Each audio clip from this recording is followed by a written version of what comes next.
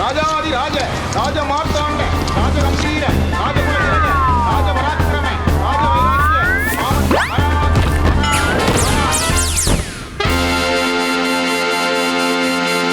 வணக்கம் மக்களே, இது நியூஸ் 18 தர்பார். நான் உங்க எழில். அதாவதுங்க, நான் கனத்த இதயத்தோட என்னுடைய வாழ்க்கையின் அத்தியாயத்திலிருந்து சரட்டுன்னு வெளியில் போகிறேன்னு லெட்ரு கொடுத்து விஜயபாஸ்கர் ஐயா வெளியில் போனார். அவங்க ஆளுகள்லாம் ஒன்று சேர்ந்து அப்படிலாம் நீங்கள் வெளியில் போனால் அப்புறம் நாங்கள் என்ன பண்ணுறது, நீங்கள் அந்த பக்கம் போய் சேருங்க, நாங்கள் ஆதரவு கொடுக்கோங்காக. சரி, இந்த பக்கம் எல்லாம் அழிச்சு கிழிச்சு வெள்ளை அறிக்கை விட்டோம்னு சொன்னால் அதுக்கு பதில் வந்துக்கிட்டே இருக்குது, குமிஞ்சுக்கிட்டு இருக்கு சமூக வலைத்தளத்தில். இன்னொரு பக்கம் இந்த எல்லாருக்கும் ஃப்ரீயாக பஸ்ஸில் விட்டுலாமா மகளிரை அப்படின்னு முதல்வர் ஐயா கிசு கிசா பேசிக்கிட்டு இருக்காராம். எல்லாம் ஒன்று ஒன்றா எடுத்து வைப்போம், பார்த்து பார்த்து என்ஜாய் பண்ணுங்க. நிகழ்ச்சிக்குள்ளே போவோம்.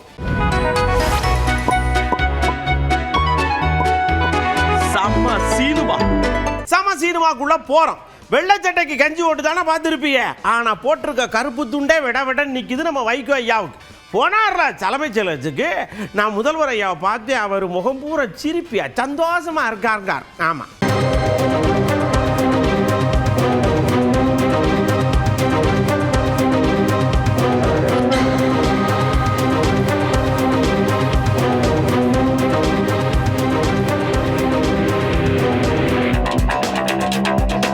என்ன சொல்றதுனே தெரியல தம்பி.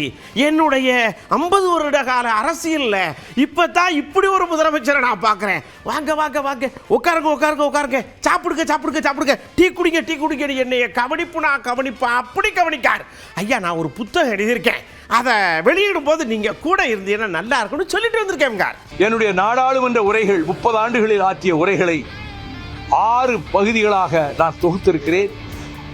அந்த தொகுதிகளை வருகிற ஆகஸ்ட் 4ஆம் தேதி அன்று டெல்லியில் வெளியிடுவதற்கு ஏற்பாடு செய்து கொண்டிருக்கிறேன். அந்த விழாவிலே நம்முடைய தமிழ்நாடு முதலமைச்சர் கலந்து கொள்ள வேண்டும். முதல் பிரதியை நான் திட்டமிட்டிருப்பது இப்போது இருக்கக்கூடிய குடியரசு துணைத் தலைவர் மாண்புமிகு சிபி ராதாகிருஷ்ணன் அவர்கள் வெளியிட திட்டமிட்டிருக்கிறேன். அவரிடம் அனுமதி கேட்க வேண்டும். நம்முடைய முதலமைச்சர் அவர்கள் முதல் பிரதியை பெற்றுக்கொள்ள வேண்டும் என்று கேட்டிருக்கிறேன். அதற்கு ஒப்புதல் தந்திருக்கிறார். அதை ஒரு கோரிக்கையாக வைத்து இந்த இரண்டையும் எடுத்து பேசுவதற்கு நீண்ட நேரமாகிவிட்டது. அவர் அதை ஒரு 45 நிமிடங்கள் மாண்புமிகு முதலமைச்சர் அவர்கள் ஒதுக்கி தந்ததற்கு நான் முதல்வருக்கும் அரசுக்கும் நான் நன்றி தெரிவித்துக் கொள்கிறேன். அப்படியே நான் எழுதின புத்தகத்தையே திருப்பி பார்க்குற மாதிரி இருக்குது. இந்த 1 மாத கால ஆட்சியில் எவ்வளவு திருப்பினாலும் கமிஷனே இல்லைங்க. ஆச்சரியமா இருக்குங்க. அதே நேரத்தில் சந்தோஷமா இருக்கு. அப்புறம் நான் எதுக்கு அங்கே இருக்கிறேன், வெளியில் வந்துட்டோம்ல அப்படிங்கார். இந்த அரசு அமைந்ததிலிருந்து கமிஷன் என்ற பேச்சுக்கு இங்கே இடமில்லை. அது ஒரு மக்களுக்கு மனதை குளிர்விக்கக்கூடிய ஒரு ஆரோக்கியமான நிர்வாகம். கமிஷன், கரப்ஷன் என்ற சொற்களுக்கு இடமில்லாமல் ஜோசப் விஜய் அவர்களின் அரசு இயங்குகிறது என்பது என்னுடைய கருத்து. நல்ல விஷயங்களை செய்யுங்க, நல்ல விஷயங்களை எடுத்துட்டு வாங்க. உங்களுக்கு துணையா நாங்கள் நிற்கிறோம். நாங்கள் எந்த அளவுக்கு இருக்கிறோமோ நீங்கள் அந்த அளவுக்கு சோசியல் மீடியாவில் வேற லெவலில் இருந்து ஆட்சிக்கு வந்துட்டீங்க. ஆனால் அதுலேயே இருந்துடாதீங்க அப்படின்னு ஆற்காடு கல்யாணத்தில் நம்ம மு.க. ஸ்டாலின் ஐயா இப்படி மற்றவங்களுக்கு கோரிக்கை விடுக்கார். யாராவது போய் எடுத்து சொல்லி கேட்டால் நல்லா இருக்கும்னு நினைப்போம். ஒரு தேர்தல் தோல்விக்கு இன்றைக்கு பல கட்சிகள் காணாமல் போயிருக்கிறது. ஆனால் 75 ஆண்டு காலம் கொண்ட கொள்கைக்காக, லட்சியத்துக்காக பாடுபட்டு கொண்டிருக்கக்கூடிய கட்சி ஆட்சியில் இருந்தாலும் இல்லாவிட்டாலும் மக்களுக்காக பாடுபடக்கூடிய கட்சி திராவிட முன்னேற்றக் கழகம். அந்த திராவிட முன்னேற்றக் கழகத்தில் தான் இன்றைக்கு இணைத்து கொண்டு இன்றைக்கு எத்தனையோ பேர் என்று கண்டு கொண்டிருக்கிறார்கள். நம்முடைய ஆட்சியை பற்றி, இன்றைக்கு இருக்கிற ஆட்சியை பற்றி சொல்ல வேண்டும் என்று சொன்னால் ஒன்றை மட்டும் நான் சொல்ல விரும்புகிறேன். சோஷியல் மீடியா இன்றைக்கு எந்த அளவுக்கு பரவி கொண்டிருக்கிறது உங்களுக்கெல்லாம் தெரியும்.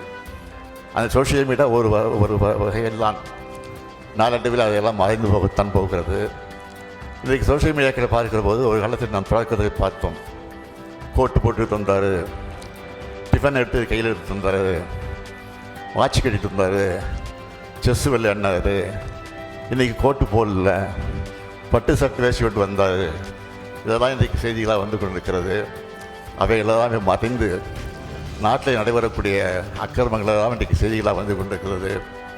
நான் வேண்டுகோள் வைப்பதெல்லாம், இன்றைக்கு தமிழ்நாட்டில் முதலமைச்சராக இருக்கக்கூடிய அவரை பார்த்து நான் கேட்பதெல்லாம், தயவுசெய்து இன்றைக்கு உங்களை பற்றி, உங்கள் ஆட்சியை பற்றி வரக்கூடிய செய்திகளை படியுங்கள்.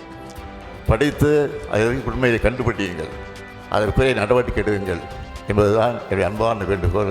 கடும் மன உளைச்சல்ல இருந்து கண்ணீரும் கம்பலையுமா நிற்கிற நேரத்தில் என்னுடைய முகத்தில் இருக்கிற கண்ணீரை தொடச்சு புன்னகையை மலரவிட்ட பெருமை நம்மளுடைய முதல்வர், முன்னாள் முதல்வர், நம்மளுடைய கழக தலைவர் ஐயா அவர்களுக்கு தான் சாரும்.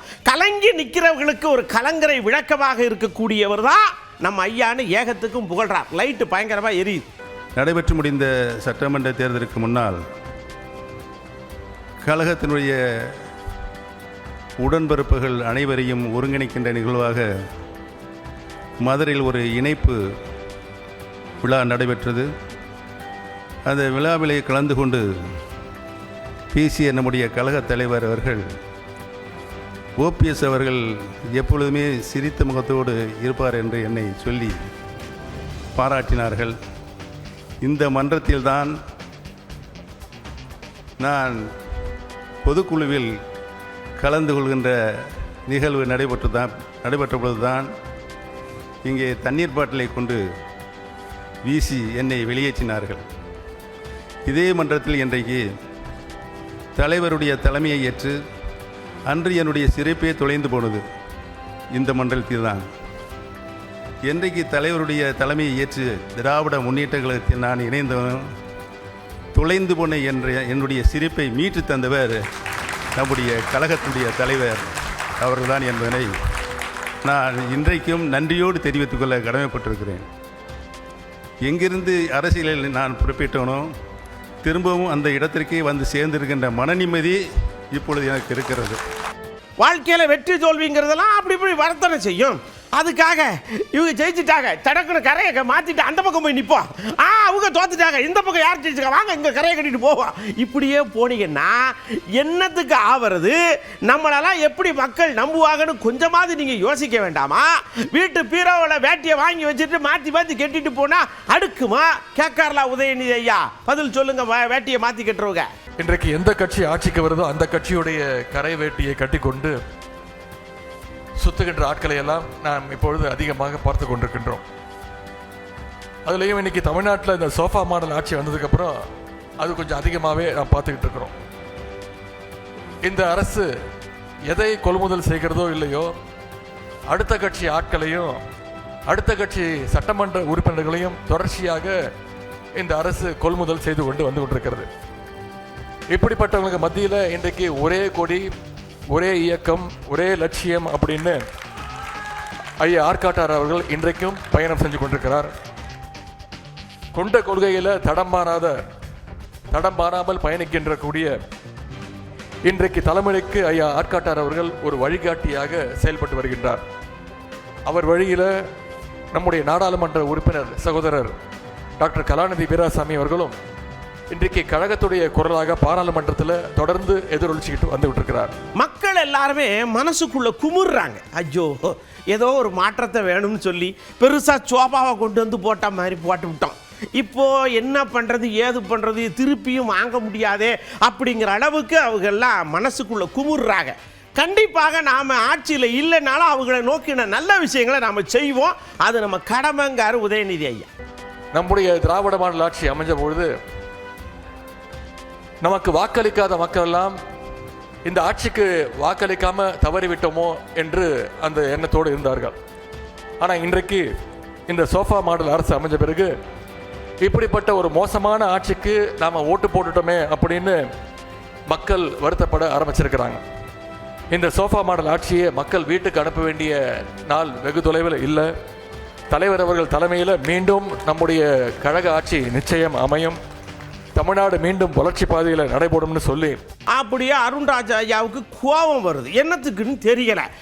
யாரே சொன்னா சொல்லிட்டு போட்டுன்னு விட்டுற வேண்டியாரே. சோபா மாடல் கீழே அடுத்து நீங்க ஆட்சிக்கு வரும்பொழுது நீங்களோ உங்க பையனோ இல்லாம உங்க கட்சியில வேற ஒருத்தர் வந்தா நாங்க அதை ஒத்துக்குருவோம். இல்லைன்னா எதுக்கு நீங்க இப்படி போட்டு இது பண்றீங்கன்னா அவர் கொஞ்சம் விசரப்படுறாரு. எதுக்குன்னு தெரியல. கேட்டுக்குன்னு சொல்லுங்க.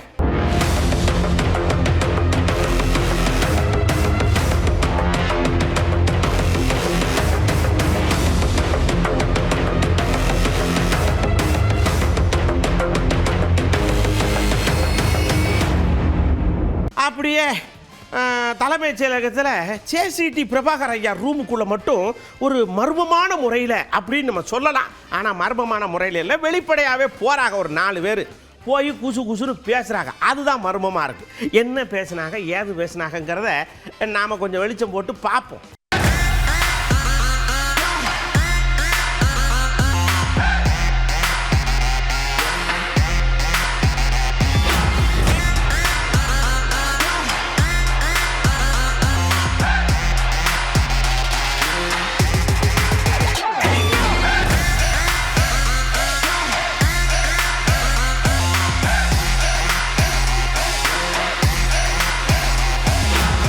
அவர் ஏன்பா இப்படி போட்டு இது பண்ணிக்கிட்டு இருக்கியே, நான் தான் சொல்ல வருவேன்ல, நாங்கள் பேசி முடிச்சு சொல்ல வருவோம்ல, எதுக்கு நீங்கள் இவ்வளோ கஷ்டப்படுறீங்க அப்படிங்கார் பிரபாகர் ஐயா.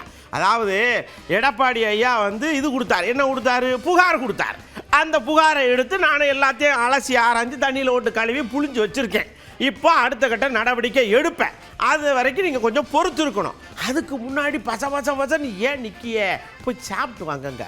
1986ஆம் ஆண்டு தமிழ்நாடு சட்டமன்ற பேரவை உறுப்பினர்களின் தகுதியின்மையாக்குதல் விதிகளின்படி அனைத்து இந்திய அண்ணா திராவிட முன்னேற்ற கழக சட்டமன்ற கட்சி தலைவர் மாண்புமிகு திரு எடப்பாடி கே பழனிசாமி அவர் அளித்த மனு பரிசீலிக்கப்பட்டு மனுவில் குறிப்பிடப்பட்டிருந்த சம்பந்தப்பட்ட 4 பேர்களுக்கும் திருமதி மரகதம் குமரவேல் மதுராந்தகம் தொகுதி, திரு எஸ் ஜெயக்குமார் பெருந்துறை தொகுதி, திருமதி சத்யபாமா தாராபுரம் தொகுதி, திரு இசக்கி சுப்பையா அம்பாசமுத்திரம் தொகுதி ஆகிய 4 பேர்களுக்கும்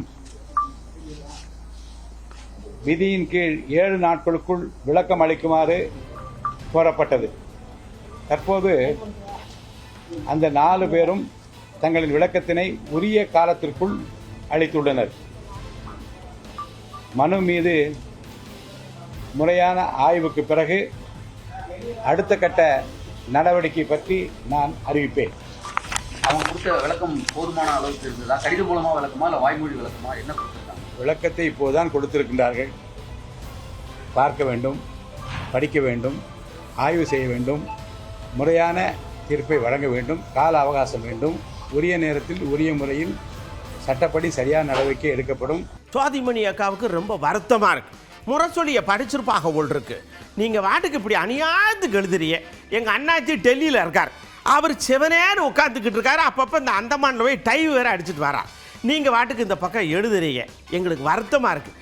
இங்கே தான் நீங்கள் இப்படி இருக்கோம்னா நான் வாங்க இந்தியா கூட்டணியில் ஒன்றா சேர்ந்து காப்பி தண்ணி சாப்பிடுவோம் கூப்பிட்டா வாரீங்கடா, வரமாட்டேங்கீட அப்படிங்காக சுவாதிமணி அக்கா. அவங்களுக்கு யாராவது 4 வாரத்தை ஆறுதலாக சொல்லுங்கள். அதை தாண்டி இந்தியாங்கிற ஒரு நாட்டை காப்பாற்றுறதுக்குரிய பொறுப்பு கடமை எல்லா அரசியல் கட்சிக்கு இருக்குது இல்லையா?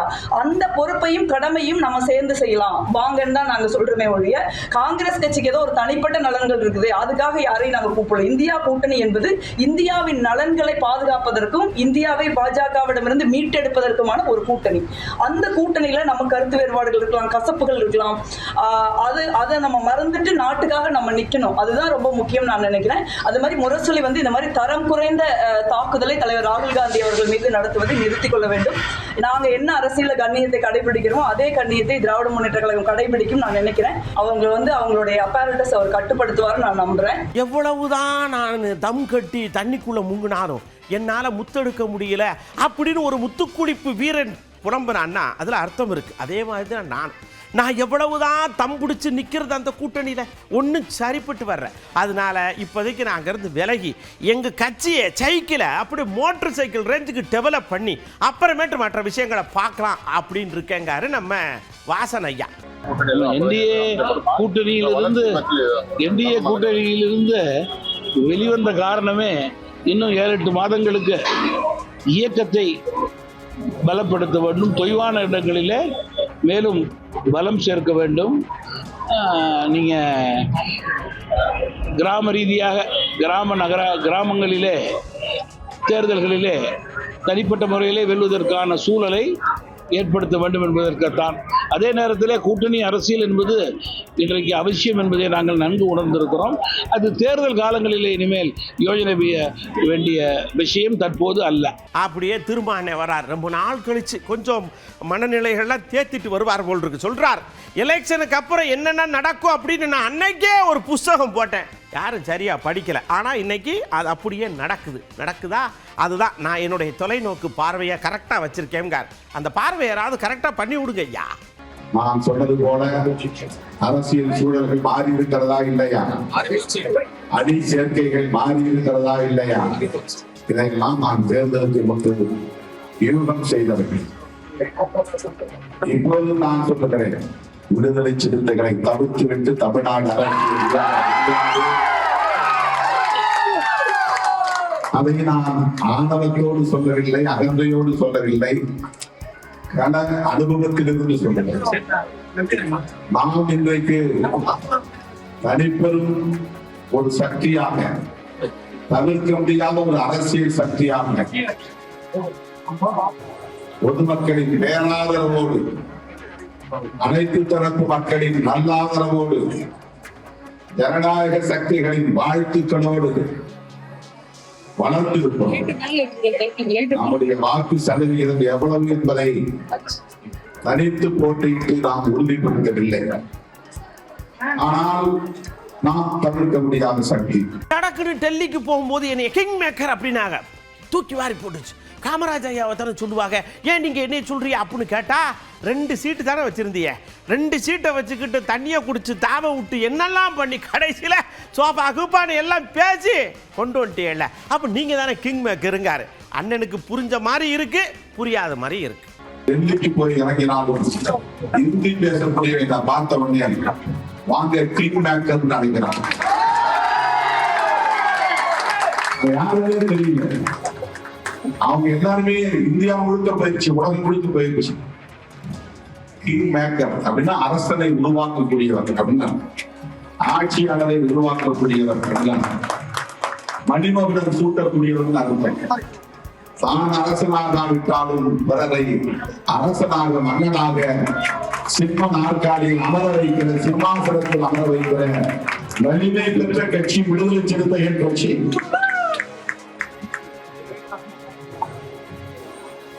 நான் அடிக்கடி சொல்லுவேன், என்னை ஓரங்கட்ட பார்த்தாலும்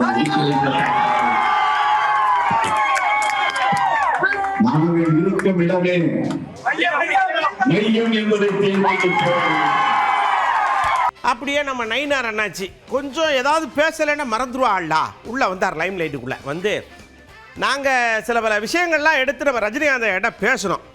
அவர் அப்படியே மனசுக்குள்ளே ஓட்டு அப்படியே உள்ள ஓட்டு கிரைண்டரில் அரைச்ச மாதிரி அரைக்கார். ஆனால் சத்தியமாக கட்சிக்கு வரமாட்டேங்கிறத மட்டும் தெளிவாக இருக்கார் அப்படிங்கார். இப்போ இவர் எதுக்கு இதை சொன்னார், என்ன நடக்க போகுது, நமக்கு தான் இப்போ குழப்படியாக இருக்கு. அதாவது மதிப்புக்குரிய ரஜினிகாந்த் அவர்கள் எந்த கட்சியும் சாராதவர். அவருக்கென்று ஒரு தனி கொள்கை, அவருக்கு வந்து ஒரு பாதை, அவருக்கு ஒரு பயணம். அவர் நிச்சயமாக ஒரு பெரிய ஆன்மீகவாதி. அவர் எந்த கட்சியும் சாராதவர். அது தெரிஞ்சு தான் நான் அவரை சந்திக்க சென்றிருந்தேன். அதாவது பிரதம அமைச்சர் 12 ஆண்டுகளை தாண்டியும் இதுவரையிலும் காங்கிரஸ் பிரதமர் நேருவை தாண்டி 4400 நாட்களை தாண்டி பயணிக்கின்ற பிரதமருடைய திட்டங்கள், அவர் செய்த நன்மைகளை புத்தக வடிவில் கொண்டு கொடுத்து எல்லோரிடம், தமிழகத்திலும் முக்கியஸ்தரிடம் கொடுப்பதற்காக நாங்கள் ஆரம்பித்திருக்கிறோம். அதனுடைய அடிப்படையில் அவரை சந்தித்து அந்த புத்தகங்களை கொடுத்தோம். அவர் வாங்கி கொண்டு இவ்வளவு நன்மைகள் இருக்கிறதா அப்படின்ட்டு படித்து பார்த்து ரொம்ப சந்தோஷப்பட்டார். ஆன்மீகம்னா நீங்கள் தவறாக நினைக்கிறீங்க. அதாவது பக்தி உள்ளவங்க பிஜேபியில் தான் இருக்காங்க அப்படின்னு நினைச்சு, பக்தி உள்ளவங்க திமுகவிலையும் இருக்காங்க, பக்தி உள்ளவங்க தவகலையும் இருக்காங்க. நான் எல்லாம். ஆனால் ஆன்மீகம் என்பது கடவுள் பக்தி. அது கிறிஸ்தவர்களாக இருந்தாலும் சரி, இஸ்லாமியர்களாக இருந்தாலும் சரி, அதுவும் ஆன்மீகம்தான். பக்தி, இறை நம்பிக்கை எங்கே இருக்கிறதோ அதுவும் ஒரு ஆன்மீகம். சரி அண்ணாச்சி, அதை விடுங்க. இந்த கவர்மெண்ட் 1 மாதத்துக்கு மேலே ஆகிப்போச்சு, என்ன நினைக்கியா அப்படின்னு கேட்டா கவர்மெண்ட் இருக்கா இல்லையாங்கிறதே டவுட்டாக இருக்குது. என்ன நடக்கு ஏது நடக்குன்னு முதல்வருக்கு தெரியுமா தெரியலையா, அவர் அதை பற்றி என்ன நினைக்காரு, ஏதாவது சொல்லுவாரான்னு பார்த்தா யாருக்கிட்டையும் பேச மாட்டேங்கார். தனித்தனியாக செக்ரட்டரியேட் போகிறாங்க, அவியிட்ட குசு குசுன்னு பேசுகிறாரு, அதுவும் வெளியில் வர மாட்டேங்கி, என்னன்னு ஒன்றும் புரிய மாட்டேங்குங்கார். இதெல்லாம் மோடி ஐயா ஸ்டைலுன்னு யாராவது சொன்னால் நல்லாயிருக்கும். அதாவது இவங்க என்னெல்லாம் செய்ய போகிறாங்கன்னே தெரியாது. அமைச்சர்கள் கோட்டைக்கு வருகிறாரு, முதலமைச்சரும் கோட்டைக்கு வர்றாங்க, ஆனால் அங்கே என்ன நடக்குங்கிற யாருக்குமே தெரியலை. வெள்ளை அறிக்கை மட்டும் இன்றைக்கி சமர்ப்பிச்சிருக்காங்க. நாளைக்கு சட்டமன்றம் கூடுது. சட்டமன்றம் கூடிய பிறகு என்னென்ன நடவடிக்கை எடுக்க போகிறாங்க என்பதை பொறுத்து தான் அதற்கு பதில் சொல்ல முடியும். முதலமைச்சர் எந்த பதிலுமே இது வரைக்கும் அந்த கற்பழிப்பு சம்பவங்கள் எதிர்க்கட்சி தலைவர்கள் தொடர்ந்து நீங்கள் சொல்லிட்டே இருக்கிறீங்க, ஆனால் முதலமைச்சர் அது குறித்து எந்த பதிலும் இது வரைக்கும் சொல்லலையே, எப்படி பார்க்குறீங்க? அநேகமாக அவருக்கு இது குறித்து எதுவுமே தெரியாதுன்னு நினைக்கிறேன். யாரும் சொல்லியிருக்க மாட்டாங்க முதலமைச்சர்கிட்ட இப்படி தான் நடக்கும்னு யாரும் சொல்லியிருக்க மாட்டாங்க, பத்திரிக்கையும் படிச்சிருக்க மாட்டார். ஆனால் செக்ரட்டரியேட்டுக்கு வராரு, அது மட்டும் எங்களுக்கு தெரியுது. அப்படியே இன்னொரு விஷயத்தை எடுத்து சொல்கிறார். அதாவது குழந்தைகளுக்கும் பெண்களுக்கும் பாதுகாப்பு இல்லை, போதை வஸ்துக்கள் அதிகமாகி போச்சு, விலையை ஏற்றி புட்டிய ரிஜிஸ்டர் ஆஃபீஸில் இதாகி போச்சு. இதை சொல்லியே தான் திமுகவை வீட்டுக்கு அனுப்பிச்சிட்டு ஆட்சிக்கு வந்து திருப்பியும் அதே ரூட்டில் போனால் அப்புறம் நாங்கள் என்ன செய்ய, நாங்கள் என்ன பண்ணுறது அப்படின்னு இவர் கேட்கார். முதல்வரையா பதில் எப்போ சொல்லுவாரோ தெரில, ஆனால் என்னைக்காவது சொல்லுவார். அதாவது இது ஆட்சி திறமை இல்லாத ஆட்சிங்கிறதுக்கு எல்லாம் ஒரு காரணத்தை சொல்லிட்டு இருக்கிறாங்க. மின் கட்டணத்தை உயர்த்துவது என்பது மக்கள் மீது ஏற்கனவே அதிக சுமை. ஏற்கனவே திமுக ஆட்சி இருக்கும்போது மின் கட்டணத்தை உயர்த்தி அது தாங்க முடியும். மின் கட்டணம், சொத்து வரி உயர்வு இதெல்லாம் கூட்டினால தான் திமுக ஆட்சியிலிருந்து அகற்றப்பட்டுச்சு சட்டம் ஒழுங்கு. அதே இது இப்பொழுதும் சட்டம் ஒழுங்கு சீர்குறைவு ஏற்பட்டிருக்கு. மின் கட்டணத்தை கூட்டட்டும், சொத்து வரியை கூட்டினாலும் சரி, இவர்கள் வெகு விரைவில் ஆட்சியிலிருந்து அகற்றப்படுவார்கள். அது மட்டும் இல்லை, டிரான்ஸ்ஃபார்மரில் மாற்றினா மட்டும் மின்வெட்டு சரியாயிரும்னு சொல்கிறது தவறு. அதாவது நாளுக்கு நாள் ஒவ்வொருடைய மின்சார தேவையுடைய அளவு கூடிக்கொண்டே போகும். இன்னைக்கு புது புது வீடுகள் கட்டுறாங்க, மின்சார தேவை அதிகமாகி கொண்டே போகும். அப்போ அந்த தேவைக்கு அடுத்த ஓராண்டுக்கு என்ன செய்ய வேண்டும்னா ஒரு அட்வான்ஸ் ஒரு திட்டங்களை போடுறதுக்கு விட்டு கடந்த காலத்தை குறை சொல்லி கொண்டிருப்பது சரியானதல்ல. அப்படியே சடக்குன்னு தூத்துக்குடியில் நம்ம கீதா ஜீவன் அக்கா இருக்காண்டா, அவங்க ஒரு விஷயத்தை சொல்கிறாங்க. நீங்கள் பெண்களுக்கு பாதுகாப்பு கொடுக்க சிங்கப்பெண் படைன்னு ஆரம்பிச்சிங்க, அங்கே இருக்கிற பிள்ளைக்கே பாதுகாப்பு இல்லாமல் அந்த பிள்ளைக்கு ஏதோ ஹராஸ்மெண்ட்டுன்னு சொல்கிறாங்க. இப்போ யார் போய் விசாரித்து அந்த பிள்ளைக்கு நீதி வாங்கி தர்றது அப்படின்னு கேட்காங்க. சொல்லுங்கய்யா யாராவது. அது சிங்கப்பெண் படைய அந்த படையில் உள்ள ஒரு பெண்ணுடைய நகை திருடு போகுது. அந்த பெண்ணுக்கே அவங்கள பாலியல் சீண்டல் உருவாக்கப்படுது. அப்படிலாம் இருக்கும்போது அவர் அந்த கருத்தை சொல்லியிருக்கிறாங்க. சிங்கப்பெண் படை என்பது பெயரளவுக்கு உருவாக்கப்பட்டது.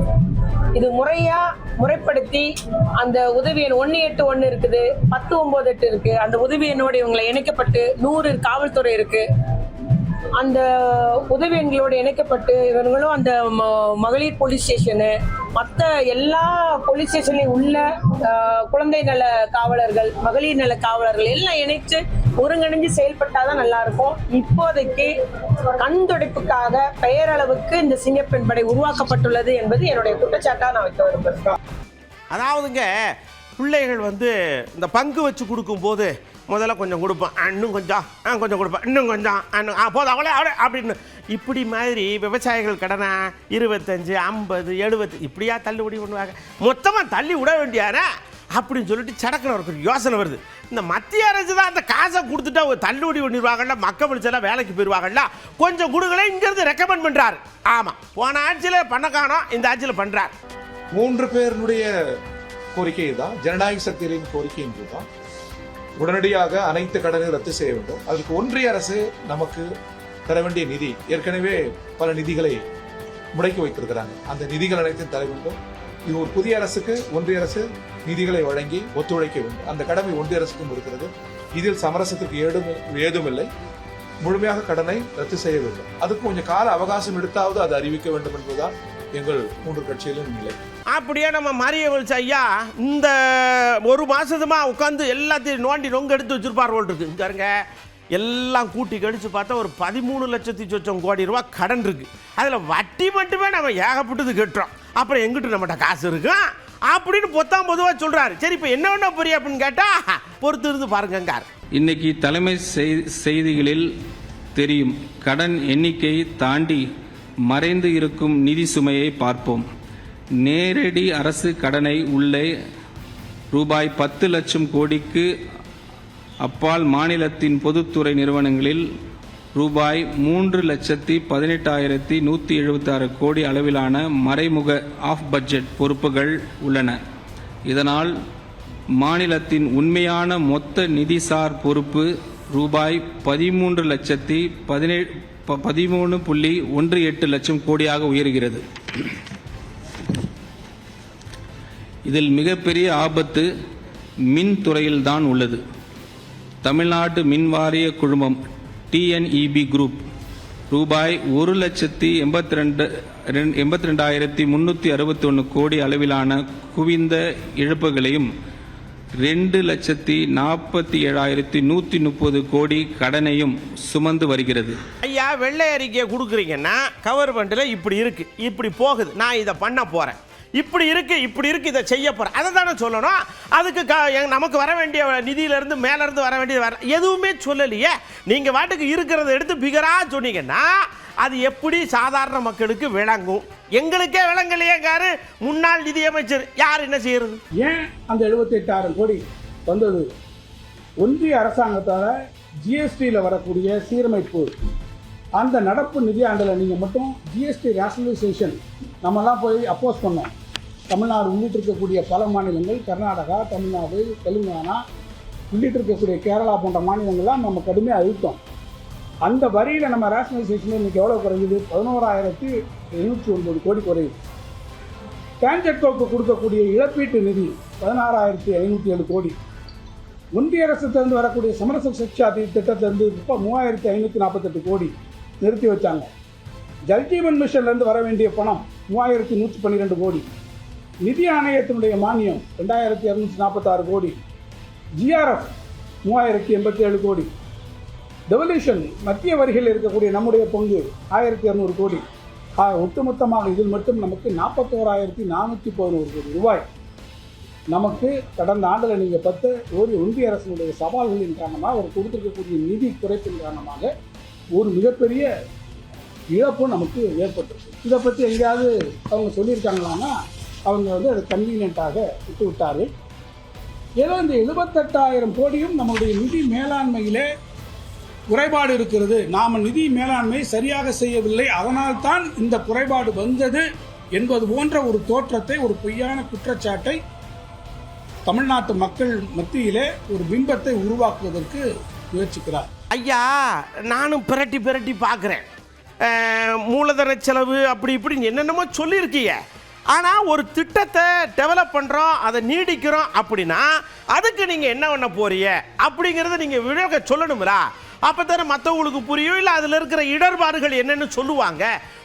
பொதுவாக சொன்னீங்கன்னா நீங்கள் கண்டினியூ பண்ணுறீங்களா இல்லை கண்டினியூ பண்ணுற மாதிரி நடிக்கிறீங்களா? ஒன்றும் விளங்க மாட்டேங்க அப்படிங்கார். ஒரு பெரிய ஃபேன்ஃபாரோட ஆரம்பிச்சிருக்கீங்களே சிங்கப்பெண் திட்டம். அந்த சிங்கப்பெண் திட்டத்துக்கு நீங்கள் செலவழிக்கக்கூடிய செலவு கேபிட்டல் எக்ஸ்பெண்டிச்சர்லையாக வருது. காலை உணவு திட்டத்தை விரிவாக்கம் செய்கிறேன் என்று சொல்லுகிறவர்களே வரவேற்கிறோம்.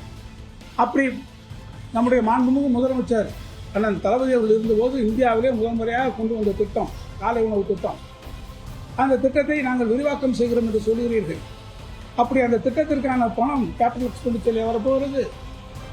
கேபிட்டல் எக்ஸ்பெண்டிச்சரில் நீங்கள் என்ன செய்திருக்கிறீர்கள்? கேபிட்டல் எக்ஸ்பெண்டிச்சர் எங்கே அதிகமாக வரக்கூடிய திட்டங்கள், திராவிட முன்னேற்ற கழக ஆட்சியிலே சொன்ன திட்டங்களை வந்த உடனே நிறுத்துவதற்கான வேலையை பார்த்தீங்க. ஈசிஆரில் இருக்கக்கூடிய எலிவேட்டட் ஹைவே வந்த உடனே அதை நிப்பாட்டுங்கன்ட்டீங்க. பரந்தூர் ஏர்போர்ட்டு அதை நிப்பாட்டி வைங்கன்னு சொல்லிட்டீங்க. அதுபோல் தமிழ்நாட்டில் நடந்து கொண்டிருக்கக்கூடிய ஹைவேஸ் பிடபிள்யூடி ஒர்க் எல்லா வேலையும் நிறுத்தி வைங்கன்னு சொல்லியிருக்கீங்க. எங்கெல்லாம் கேபிட்டல் எக்ஸ்பெண்டிச்சர் ப்ராஜெக்ட்ஸ் வருதோ அங்கெல்லாம் நிறுத்தி வைங்கள் என்று சொல்லிவிட்டு வெள்ளை அறிக்கையிலே மூலதன செலவுகளிலே நீங்கள் முக்கியத்துவம் தரவில்லை என்று சொல்வது எந்த வகையிலே பொருத்தமாக இருக்கும் என்று நான் உங்களிடத்தில் கேள்வி எழுப்ப விரும்புகிறேன். நடக்குன்னு இந்த பக்கத்தில் கேப்பில் வன்னியரசையா உள்ள போகிறார். சட்டசபை ஆரம்பிக்க போகுது. நாங்கள் முதல் விவகாரம் இந்த சமூக நீதி, அதுக்கப்புறம் இந்த மாதிரியான விஷயங்களுக்குள்ள என்னென்ன பண்ணலாம், இங்கிருந்து களை எடுத்தா தான் மற்றதெல்லாம் கொண்டு போக முடியும் அப்படின்னு முதல்வர்கிட்ட பேசி ரெடி பண்ணி வச்சுருக்கோம். ஆரம்பித்த உடனே அங்கேருந்து ஆரம்பிக்க போகிறோம்காரு. எதுக்கு எதை உள்ளே கொண்டு வர்றது அப்படின்னு திட்டம் போட்டிருப்பாக ஒன்று இருக்கு. 3 மிக முக்கியமான கோரிக்கைகளை எங்களுடைய துறை சார்ந்து நாங்கள் வச்சுருந்தேன். ஒன்று, இந்த ஆணவ படுகொலைகளை தடுத்து நிறுத்துவதற்கு தனிச்சட்டம் வேண்டும். அதற்கு முன்னதாக முன்னாள் நீதியரசர் KN பாட்ஷா அவர்களுடைய அறிக்கை, அந்த அவருடைய பரிந்துரையை ஒட்டி இது சட்டம் கொண்டு வர வேண்டும் என்று சொல்லியிருந்தோம். இது ஒன்று. இரண்டாவது, புதிதாக ஏற்கனவே எங்களுடைய தலைவர் எழுச்சி தமிழர் தொல்காப்பியன் திருமாவளவன் அவர்கள் நீண்ட காலமாக வைக்கிற கோரிக்கை பஞ்சமி நிலங்களை மீட்பது தொடர்பாக. இதையும் நேற்று நாங்கள் வைத்தோம். பஞ்சமி நிலங்களை மீட்பதற்கு தனி சட்டம் கொண்டு வர வேண்டும் நேற்று நான் ஒரு கோரிக்கை வச்சிருக்கிறேன். இது ரொம்ப முக்கியமான கோரிக்கை. தமிழ்நாடு முழுக்க மனைப்பட்டா குறித்து பிரச்சனை இருக்கு. சுதந்திரம் அடைந்து இந்த 75 ஆண்டுகளுக்கு மேலே ஆகின்றது. ஆனாலும் மனைப்பட்டா இல்லாத மக்கள் இருக்கிறாங்க. அது குறித்து நான் பேசியிருக்கிறேன். 16(4)A தாழ்த்தப்பட்ட பழங்குடியினர் மக்களுக்கான பதவி உயர்வுகளில் ப்ரொமோஷன், அது நான் அது பேசியிருக்கிறோம். அப்படியே இந்த தனியார் பள்ளிகள் கூட்டமைப்பெல்லாம் பயங்கர சந்தோஷத்தில் இருக்குது. என்னென்னா சிபிஎஸ்சி பள்ளிக்கெல்லாம் திருப்பி ரெனுவல் பண்ணணும்ல, அதுக்கு முந்தைய ஆட்சிகள்லாம் 30 லட்ச ரூபா நாங்கள் கொடுத்தோம், அப்போ தான் கொடுப்பாங்க, இப்போ 5 பைசா வாங்கலைங்க, சந்தோஷமாக இருக்கு அப்படின்னு பெருமையாக சொல்கிறாங்க. அவங்க 30 லட்சம் வாங்கினாங்கன்னு சொன்னீங்க, ஓகே, இவங்க வாங்கலை, நீங்கள் ஃபீஸை குறைக்கணும்ரா, குறைப்பீடா?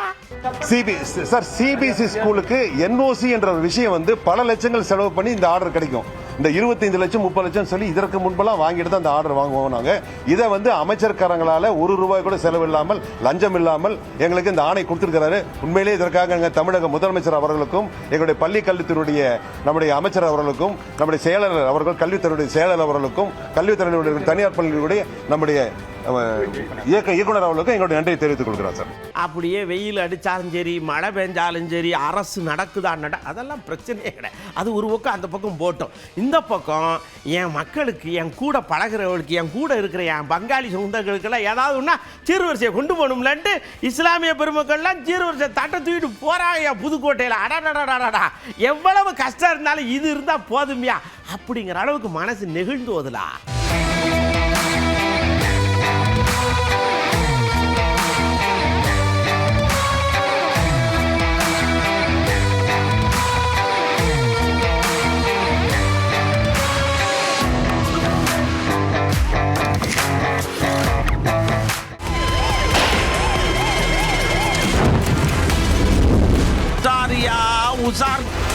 அப்படியே நேரம் உசாருக்கு போகிறோம், நேரம் ராஜஸ்தான் தான் போகிறோம். அங்கே தான் வித்தியாசமான விஷயங்கள்லாம் நம்மளை உசாரப்படுத்துறதுக்குன்னே செய்வாங்க. இந்த மோட்டார் இருக்குல்ல, நாம் என்ன நினைப்போம், தண்ணி இருந்துச்சுன்னா சரி அங்கே விட்டா நாளைக்கு வரும்போது திருப்பி போடணும்ல, இதை கொண்டே உள்ளே வச்சு வெளியே வச்சு அப்படிலாம் வேணாமேன்னு வெளியே வச்சுருப்போம். இதை ஒரு குறுக்கு நோட் பண்ணிவிட்டு சடக்குன்னு எடுத்துகிட்டு போய் படக்குன்னு விற்று சடக்குன்னு செலவு பண்ணிடுறது. ஏன்னா 10,000 ரூபா மோட்டர் 2,000 ரூபாய்க்கு விற்றுடலாம்ல, அவங்க என்ன வேணாலும் பண்ணிட்டு போட்டோம். அதனால இனிமேல் மோட்டாரை கூட ரெங்கு பெட்டியில் வச்சு பூட்டு போட்டுருக்கு, பூட்டி பத்திரமா இருக்க.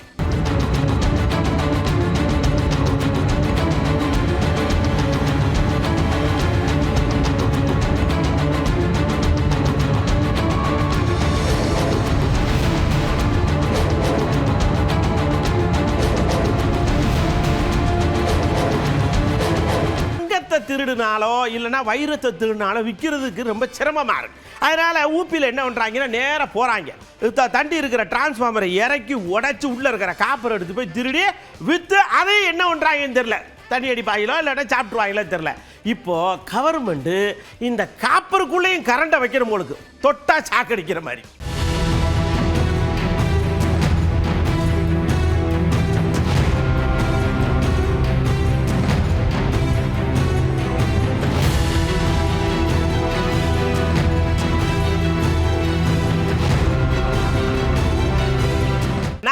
கார் வாங்கினோம்னா குடும்பத்தோட சுற்றுலா போவோம், குடும்பத்தோட வேற ஏதாவது ஃபங்க்ஷனுக்கு போவோம். ஆனால் பாருங்க, பீகாரில் நிறைய பேர் ஆடு வளர்க்குறாங்க, அவங்க ரொம்ப வசதியாக இருப்பாங்க உங்களுக்கு. இந்த சபாரி கார் வச்சிருக்கிறவங்க, இந்த மாதிரி கார் வச்சிருக்கவங்க கொஞ்சம் ஏழையாக இருப்பாங்க உங்களுக்கு. சடன்னு போகிறாங்க, இந்த ஆட்டோட வாயில் டேப்பை சுற்றி கத்த விடாமல் வச்சு தூக்கி எடுத்துகிட்டு கொண்டு போயிடுறாங்க. இப்போ இங்கே இந்த ஆடு வளர்க்குறவங்களும் இனிமேல் கார் வாங்கி வச்சுக்காங்க, ஏன்னா காருக்குள்ளே ஓட்டு பூட்டி வச்சுக்கலாம்ல.